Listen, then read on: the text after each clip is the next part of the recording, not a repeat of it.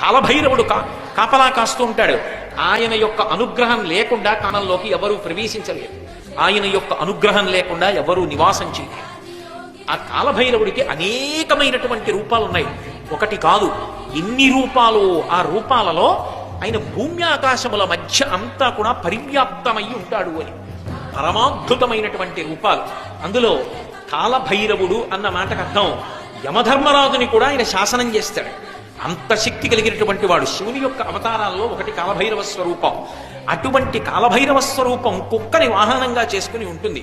భై అనేటటువంటి రవం కుక్క కలిగి ఉంటుంది. అందుకే అది చీకట్లో మృత్యువుని పసిగడుతుంది.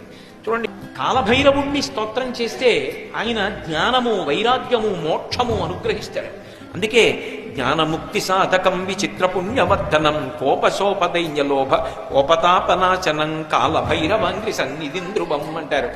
ఆయన యొక్క పాదములను పట్టుకున్న వాడికి ఆ కోపము, శోకము, తాపము, దైన్యము, మోహము వీటన్నిటినీ కూడా పోగొట్టగలిగినటువంటి మహానుభావుడు కాలభైరవుడు.